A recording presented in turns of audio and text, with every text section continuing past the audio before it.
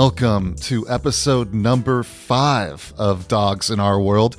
We're going to learn about the topic of dogs and leadership. Now, quick note, I also want you to stay tuned at the end of today's show for some special announcements I have to share with you about upgrades and new offerings we have here at dogsinOurworld.com. Okay. The first part of today's show will revisit a familiar term you may remember from our first episode, and we'll also try to better understand why leadership is necessary. In part 2, we'll talk about the importance of motivation, and we'll briefly address another huge debate in the dog training world. We'll also learn about the importance of having fun. Now, in the final part of today's show, our guest will share with us ways we can better position ourselves to be leaders. Okay. Let's get started. You are listening to Dogs in Our World, a show that explores the history, science, and importance of the domestic dog. Here's your host, Adam Winston. The topic of dogs and leadership has interested me for a while now. And if there's one thing that dogs have taught me more about or made me better at, it's leadership. I've been looking forward to finding a way to address this topic in one of our episodes. And once again, I found someone who has lots to share on the subject. On top of that, she's the host of one of my favorite radio shows and podcasts.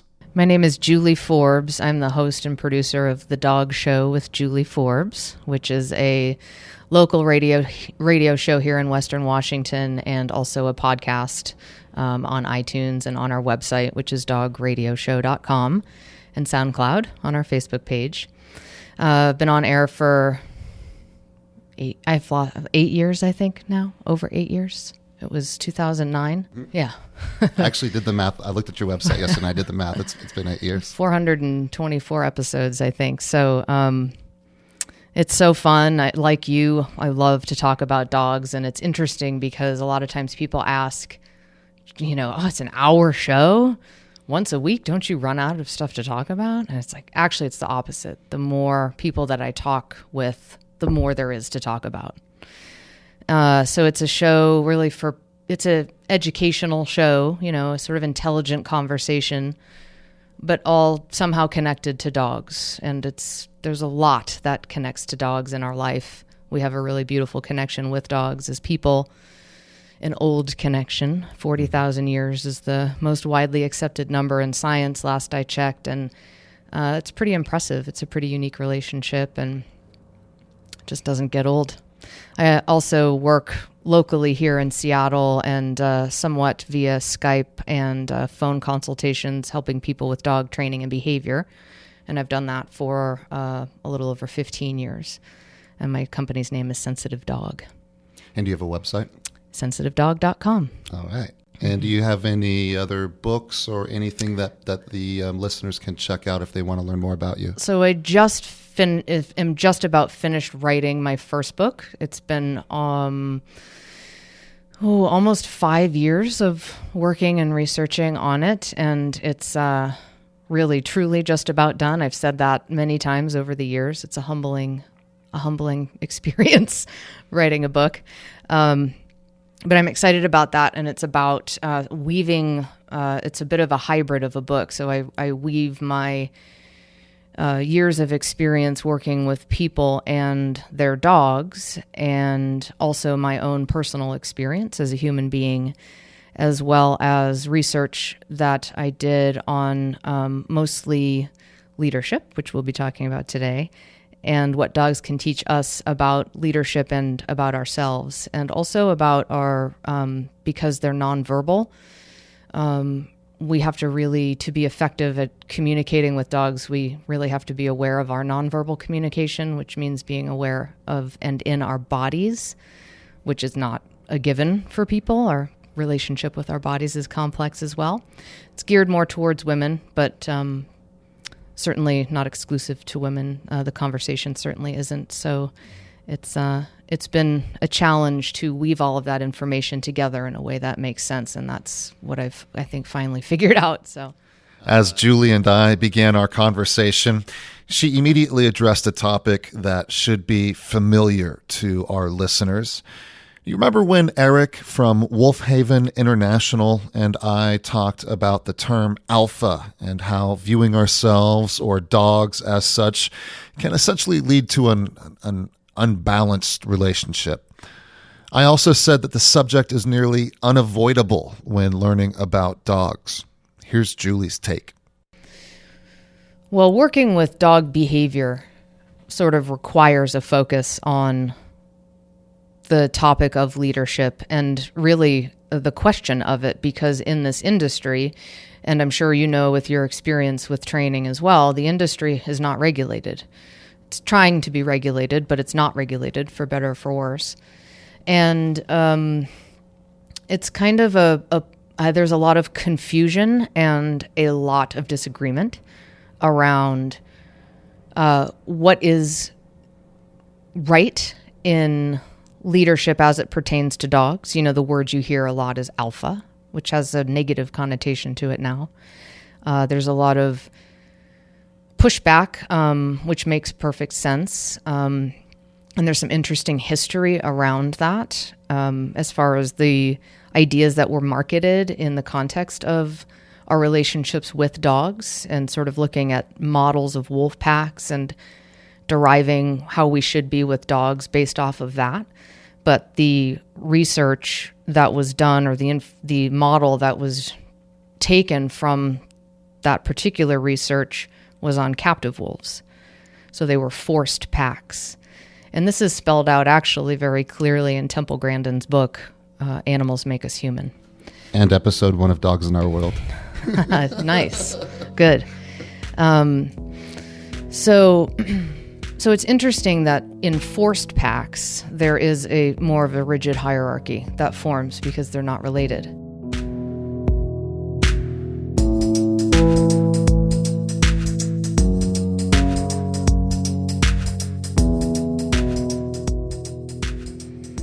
So this whole idea of alpha and this almost sort of ladder structure of leadership, which you can see in this country anyway, applied everywhere. Mm-hmm. Corporations, religions, school. Exactly. And then in the dog training world. And it's interesting to me why the research done on captive wolves was the one marketed to the general public and not the research done on wolves in the wild. Because imagine the difference that, what a different conversation we would be in the world of dog training if it wasn't alpha, but if it was more of a parental understanding, more of a parental dynamic, which we can relate to. There's ways that can get us into trouble. And, dogs aren't human children, but there's a lot of those dynamics that actually are really natural. Mm-hmm. You are responsible for your dog's well-being. You are therefore the one in charge. So whether you like it or not, that is your role. And they need us to be. This is a human world, and a lot of dogs would feel overwhelmed if they felt like they were in charge, even if they tried to be, just like kids. So that's kind of, why did I focus on this? Because it's part of the conversation of coaching people in their relationships with their dogs. If you're listening right now and thinking to yourself, well, I don't have a dog, or I'm not in a position of leadership, then look, I just want you to think about how nearly every time Julie mentions the word dogs in this episode about leadership, you can likely get away with replacing the word dogs with humans. As I've said before, this show is for everyone, whether you have a dog or not. And as we continue, think about how the stuff we're talking about, how it can be applied to those of you who are not just dog owners, but maybe parents or also employees, whoever. I really want to learn, and I want to share with everybody who's listening about how we can either be better leaders or how we can work with those that we serve. Mm-hmm. Yeah. Yeah. And that's that alone is sort of a philosophy of leadership where you are of service to those you lead versus, maybe a polar opposite example would be like a bullying type style. I'm going to keep you down so that I maintain my position at the top, that's rooted in insecurity. So it's really not authentic, true leadership. I think that there's a lot more and more out about bullying styles of leadership, and I don't know, it's unfortunately effective because it targets people who are afraid, and that's how the bully remains in power. And leadership is a skill, and it needs to be practiced, right? Yeah. And so if we're someone who maybe hasn't had much experience as a leader or in leadership positions, do we have to be a leader? To our dogs? Yeah. Depends on the dog. So some dogs don't require much. They don't test boundaries much. They're just easy. They're they're easygoing. They don't have much, in the way of challenges, or, they're happy when somebody new comes over to the house, or they're not reactive on leash, the things that people commonly are challenged with. So it really depends on the individual, but you could ask that, turn it to the human world. Well, does a child need a parent to be in charge? Well, yeah. I mean, if the child's sick, who goes to the doctor? Who pays for it? Who acquires the food? Who pays for it? Who drives the car? It's the way that it's a model of nature. I mean, parental role is that you are in charge of, you are responsible for. And so given that, yes, you are. How much you're going to really have to play that part is going to depend on the dog. And people are different as much as dogs are different. So some people are natural leaders, and that's easy. Other people maybe aren't natural leaders, or just haven't practiced it. And what's so great about our dogs is that they give us an opportunity to practice those skills in a safer context than with people. I absolutely agree with Julie that dogs give us an opportunity to practice skills without judgment. She also shared one of the things that makes standardizing dogs so difficult. Like people, she said, each one is unique, and what works for one dog may not work for another. So how do we know what approach to take when providing leadership to dogs? The first thing I would say is that it depends on the dog. So every dog is different. And I think that's part of what complicates, just like people, I think that's part of what complicates the conversation and why we can't standardize this. This is, as much as we try to just overgeneralize, this is what dogs do best with. This is what style is best for dogs. It's like, well, who's the dog? Is this a high drive Belgian Malinois who needs a lot of structure and a strong presence? Or is this a opposite end of the spectrum? Is this a dog who has PTSD from living its life in a puppy mill? And if you even look at the dog directly, it's going to have a fear response. Mm-hmm. And there's everything in between. Think of sort of a bell curve type structure. So with, behavior and training, every dog is different. Every dog is different. Coming up in part 2, longtime dog trainer, radio show host, podcaster, and soon-to-be published author, Julie Forbes, will warn us about some leadership pitfalls to be mindful of and the importance of motivation and having fun. Dogs in Our World with your host, Adam Winston, will return right after this. Okay. Support Dogs in Our World by making a donation. This fun and informative show is free to the public, but it's not free to produce. Every dollar donated goes directly towards production expenses. Help Adam improve the lives of dogs and people through more episodes just like this one. Donate today at dogsinourworld.com.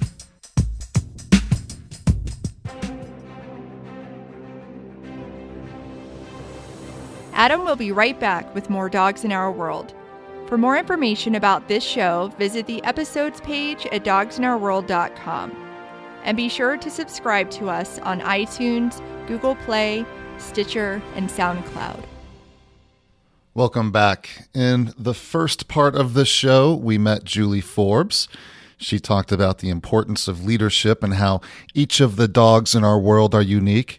I also challenged all of us to think about how today's show can hopefully teach us a little bit about ourselves and how to be better leaders. Now, I want to look at some of the things we should be cautious of, such as using fear as a motivational tool. Have you ever had a boss who was big on results but had very little in the respect department? Personal story. I once had a boss who would threaten us with unemployment if we didn't work through the night to meet an unexpected and increased quota. At the time, I feared losing that job, and my boss would use that fear to motivate me. Those threats, among other things, did little to instill respect and a healthy organizational culture. Here's Julie, again, helping me to see how dogs can teach us to be better leaders. I think a great quality of leadership is to inspire greatness in those who work for you, to nurture those who you're responsible for to be the best versions of themselves that they can be, versus keeping others down or beneath you and sort of more focusing on that aspect of it. I don't think that it's as effective to, inspire work or productivity by kind of keeping people down or making people feel bad about themselves, or,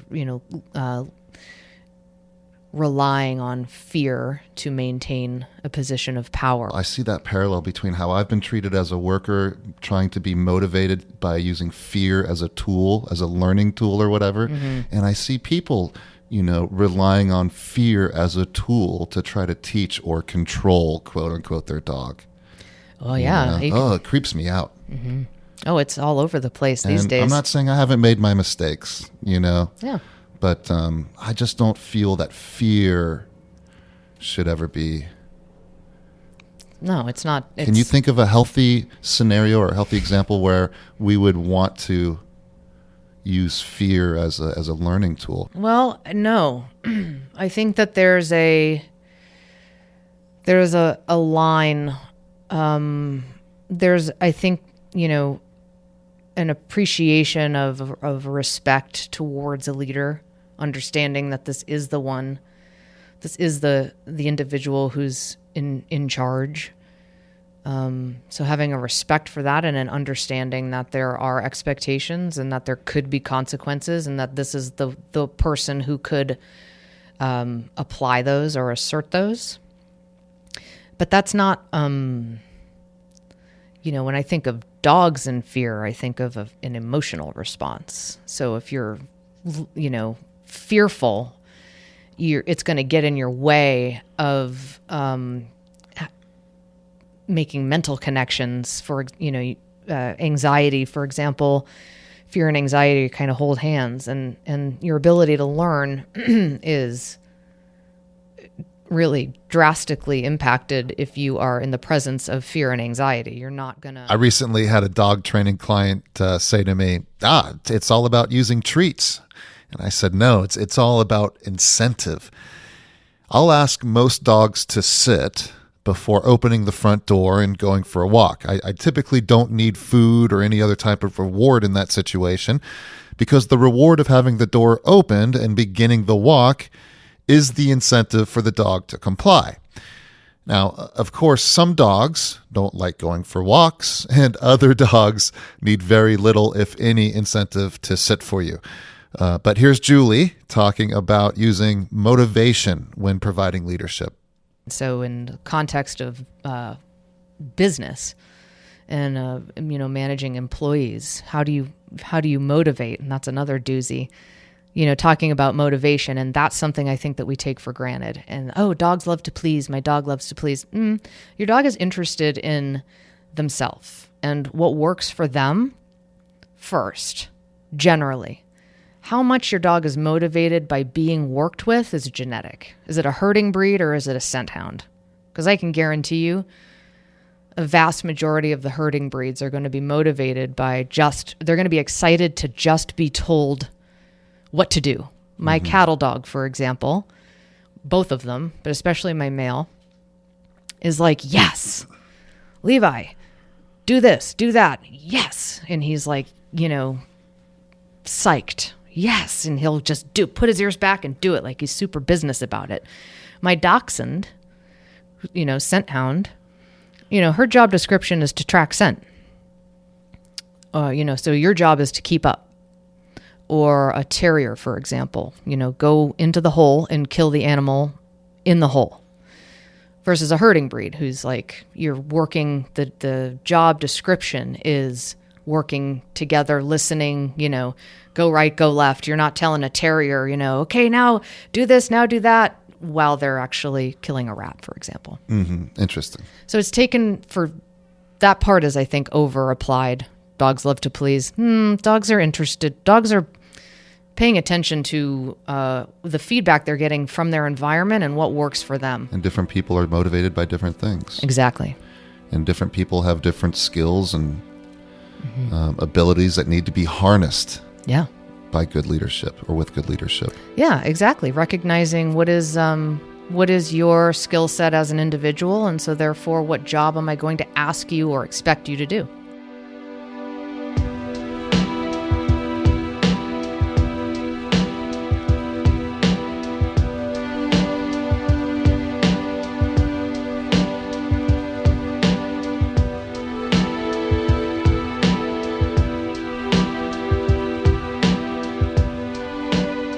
So, full disclosure here, I'll be honest with you.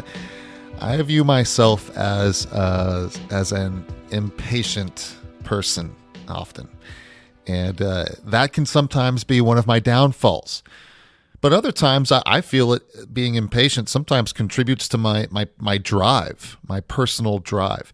It definitely is a downfall for me, though, when impatience with people causes me to become reactive or short-tempered. I have spent a lot of time around a wide variety of dogs, and I can say that they have taught me a lot about patience. And as Julie is about to tell us, they also teach us about the importance of setting the emotional tone. Commonly, when people don't get what they ask for immediately, they start to panic a little bit.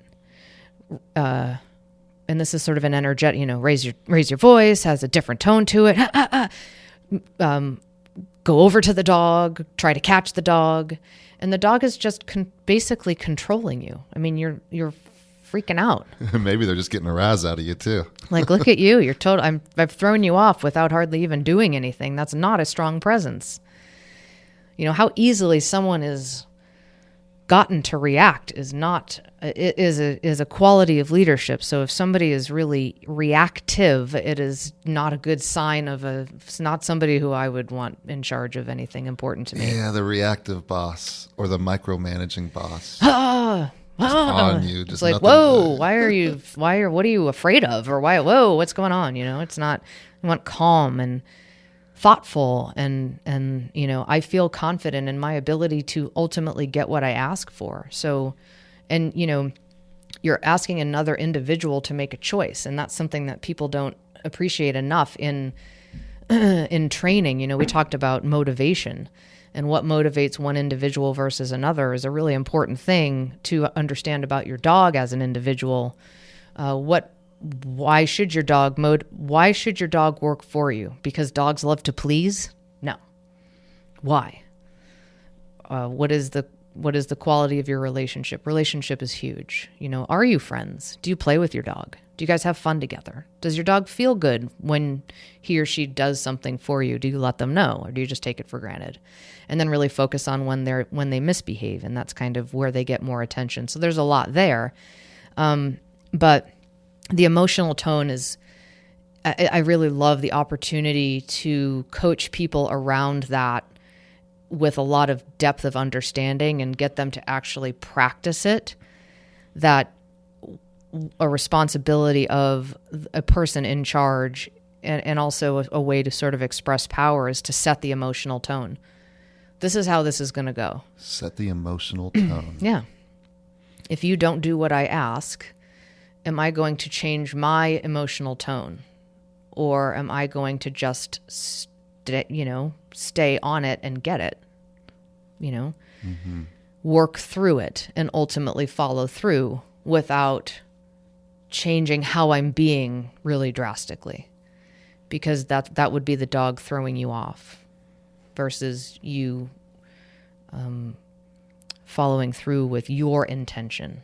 So what was the original intention, and is that what you ended up getting, or did you end up going sideways and now you're over here somewhere chasing the dog around the room? And then now the dog thinks that's the most fun, right? Another controversial subject that I find nearly unavoidable as a dog trainer and dog welfare professional, it's the debate over the use of corrections. So, corrections can range from using physical force to a shock collar, or simply saying when a dog presents an undesirable behavior. Now, I'm wary of anyone who advocates using physical force, or what I dramatically refer to as electroshock therapy, to train a dog. But it's also my opinion that modern American dog training has just slightly overreacted a bit in an attempt to distance itself from the old school alpha or dominant style of the past. And not that the alpha or dominance approach isn't still very much alive. Yes, we should teach dogs desirable behaviors so we can set them up for success. But is it wrong to communicate to a dog or person when they're about to do something potentially undesirable? How can we tell a dog or let a dog know what is appropriate or what is expected? Thing to say is that, again, every dog is different. So some dogs are sensitive. Yeah.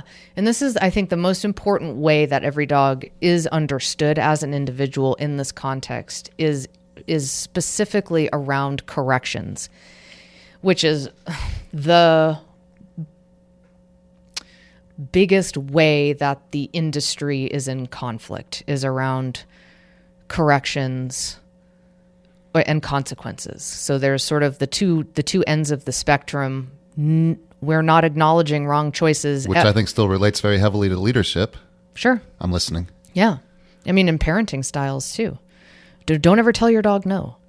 It's like, well, dogs correct each other. It's not it's okay. It's just that it's sort of a... And you can pick whatever word or sound you want, sure, too. That's the beauty of it. The word doesn't matter. Yeah. But how are you going to set boundaries? I mean, that is how they, how does a dog communicate to another dog not to take their bone, for example? They growl and snap. It's not, oh no, my dog's being aggressive. It's just the dog is communicating in a way that's natural to the dog, or the dog is communicating to the other dog to stop humping them. Rah, they turn and swing their body. Air snap, I call it. Yeah. So that's not all positive. The world isn't all positive. Dogs aren't all positive. And it's okay. We can set boundaries in a way that isn't at all abusive, that is respectful of the dog, that is sensitive to the dog. Because if you overcorrect, you freak the dog out, and then you don't have the dog's brain. So good luck teaching them anything, because now they're nervous. Mm-hmm. So you have to know who you're working with. Some dogs are very sensitive to body language, body corrections. Other dogs aren't so much. They're like, get out of my way, like trying to blow past you. And you're like... Big goofs. Yeah. So that's why we always sort of come in with a really low level of intensity, sort of with the dial turned down as far as level of intensity, and then just get to know the individual that we're working with.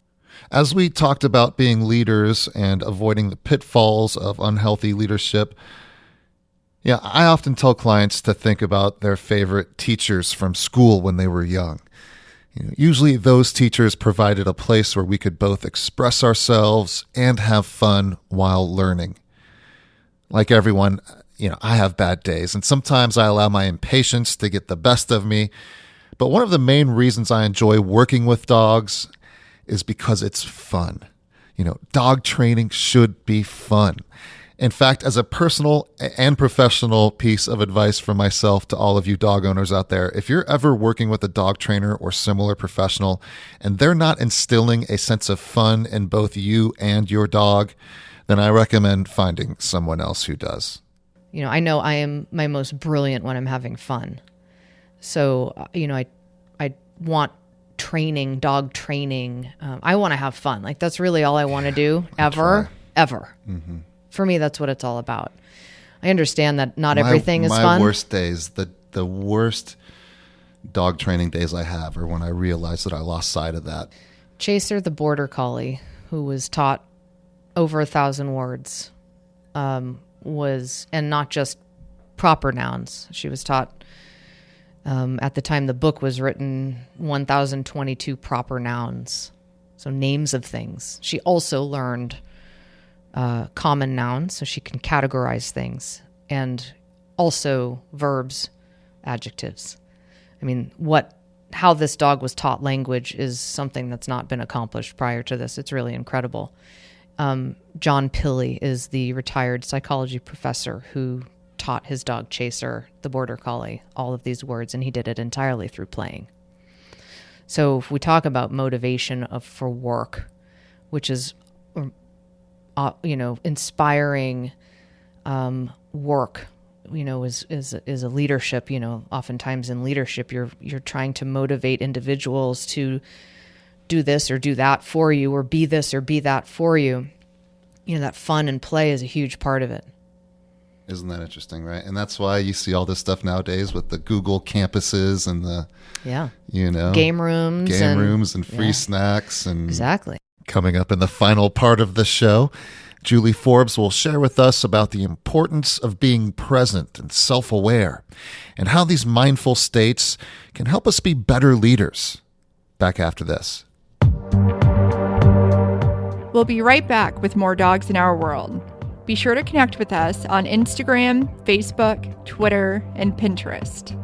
You can also message us directly via the contact page at dogsinOurworld.com. Don't forget to subscribe to the podcast on iTunes, Google Play, Stitcher, or SoundCloud.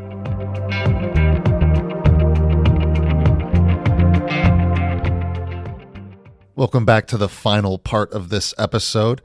One of the biggest takeaways from my conversation with Julie Forbes is the importance of being present. I think her advice could help me as I work to harness that impatience of mine I was telling you about. Being present is powerful. What do you mean by that? Well, being present, we could do a show just on that probably, but that's something that dogs really provide us an opportunity to practice being present in a world that moves so fast. And one of the common pieces of coaching that I will give people when they're actually working with their dog, and I'm in the presence of them and their dog, and coaching them how to educate their dog. So this could be in the context of, let's just say, basic obedience training, which is different from behavior work. Obedience training is kind of like school, like education. People talk so fast. Sit, sit, sit, sit, sit, sit, sit, sit. And it's like, oh my gosh, if someone was talking to me like that, I wouldn't be inclined to listen for very long. Tough. That's the first thing I do in my classes. The very first thing is we play a little game, the name game, where they have to call their dog to them. They can only say the name of the dog once, but they have to come up with some sort of sound or way to get the dog's attention. But once you repeat yourself, you lose your round. I think there's also an attachment to the outcome versus it's like, not the destination, it's the journey. So really at first, especially when a dog is new to the training process, especially being really present to your dog's learning and thought process is one of the best ways to get to know your dog, especially given the nature of our relationship has been working together for tens of thousands of years until very recently. I call it the unemployment epidemic that faces dogs these days in our society, and a lot of them are really bored. Mm-hmm. But it's sort of that, down, you didn't do it immediately. I must have to do something. And that opens up a, conversation about doing versus being. I soon later asked Julie to expand on what she meant by doing versus being. So, meditation, for example, would be a great practice in being. Asking your dog to do something that he or she knows how to do, and just giving it a few seconds before saying something or doing something to get your dog to do it. Actually, what's more powerful is to just be with your dog and listen to the nonverbal communication, because they're not going to verbally process. Oh, yeah, you said that to me a lot before. I know what that means. You're asking me without a big hand signal this time, and I'm used to that. But I know what that word means. I recognize it. Okay, this is what, and then they do it, right? So they're not going to verbally process because they're dogs, but they have a thought process.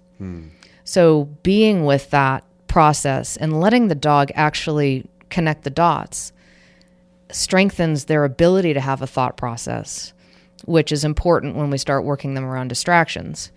But it also represents yourself. I mean, this is in talking about leadership. Like, it's not what you say, it's your actions and also how you are. Leaders set the emotional tone. So if I'm, I need to get this, sit, it's like, oh my God, why are you so like amped up and panicked and rushed? And oh my gosh, what is happening right now versus, hey, sit. And it just feels different. It creates the emotional charge of the environment. I mean, that's not just leadership, but that's power.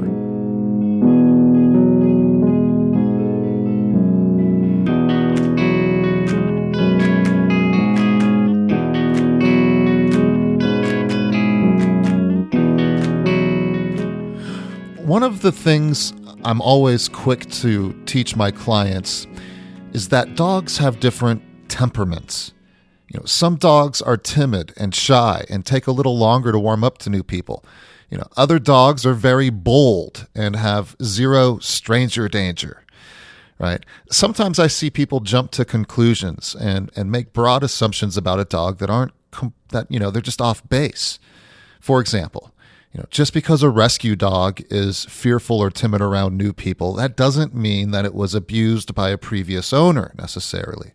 Also, if I had $1 for every time someone tells me that a dog doesn't like me because I'm a man, all right, maybe I wouldn't be rich, but I hear it all the time, right? And minutes later, the dog is cuddling in my arms. So, I'm not saying that there aren't dogs in our world who don't like men. I'm just saying that I think sometimes we project.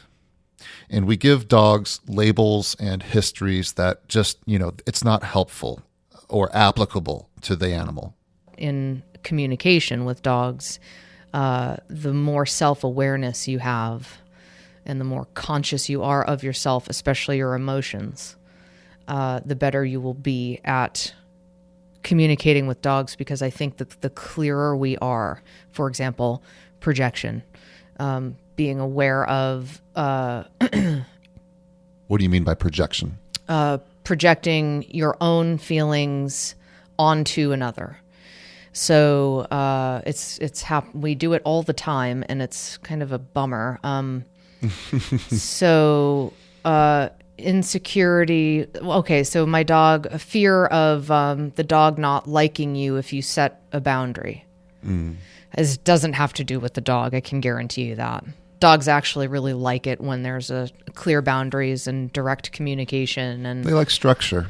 Yeah. With respect, of course, and love and fun and all that good stuff. But yeah, I mean, and just as kids, I think generally like to feel that there's a larger presence than them. It helps them to relax. So the more self-awareness that we have, I think the better people we are, because then we're not motivated by we're not run by our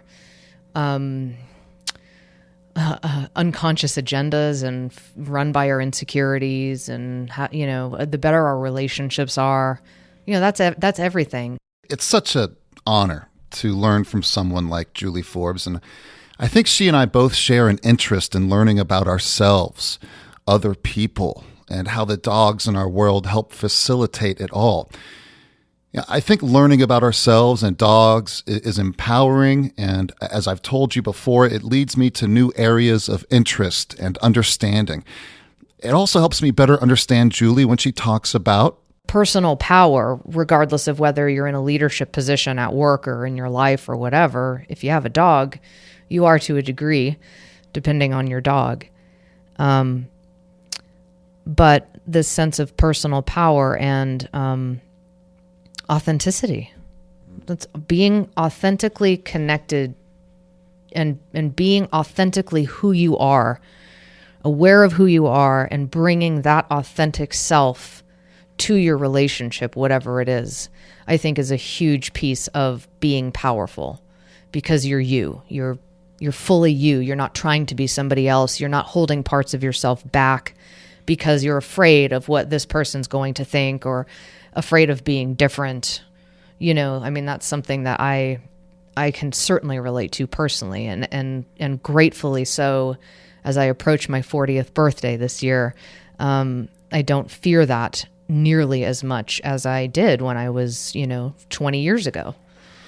So, and dogs, who better to practice being authentically expressed and not judged. I know. And that's part of what makes that relationship so safe. But we also, again, need to keep tabs on ourselves and be responsible for ourselves, because we're responsible for our dogs. So the clearer we are emotionally, the better care we take of ourselves, of our stress levels in life. Because dogs, that unfortunately they just sort of absorb all of that.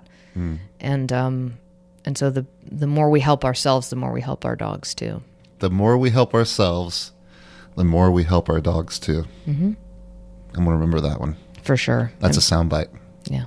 How can people listen to The Dog Show? Live Wednesdays at 2 p.m. Pacific Time on Alternative Talk AM 1150.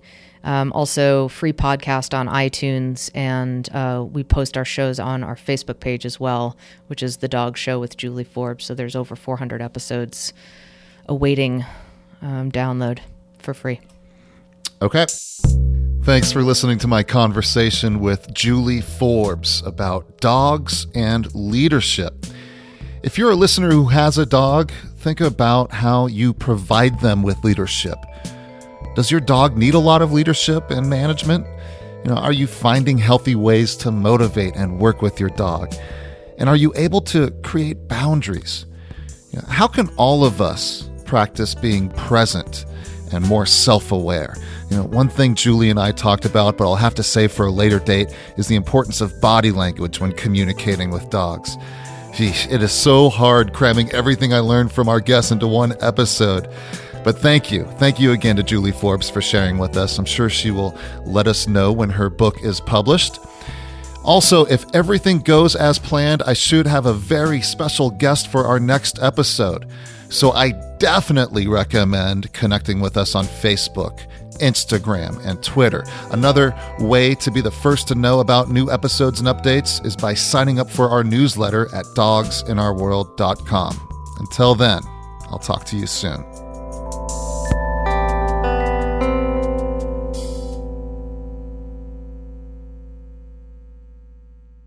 Hey, Adam here. Since I still got you, I just wanted to give you a couple quick updates on some things that are in the works and are now available and ready for all of you to check out. Number one, the folks over at notecaster.com. They cleanly display now all of my research links that I use from each episode of Dogs in Our World. The Notecaster website, it allows you to listen to an episode while browsing the research links that I use when creating each episode. So check out notecaster.com, and you can just type in Dogs in Our World right there in their search box on the homepage. I also will add a research link in the show notes of each episode that will just direct you, bam, right to the Notecaster page of ours. Just so you know, that's Notecaster. It's spelled NOTECASTR.com. Notecastr.com. Finally, I created a services page in dogsinourworld.com It's just another way I'm trying to figure out how to just keep this show on the air or on the podcast. So check it out and let me know how I can help you or your dog. Also, check out my services page and see how I can help your business or your project or your organization. I can't wait to, let's say, video chat with you and talk about your dog. Or let me know if you want to advertise your dog-related business or any project in one of my episodes. So check out the services page at dogsinOurWorld.com and let me know how I can help. All right. I do have so much more I want to talk to you about, but we'll just leave it at that for now. All right. So check out the notecaster.com page and finally check out the services page to see how I can help you. All right. See you next time.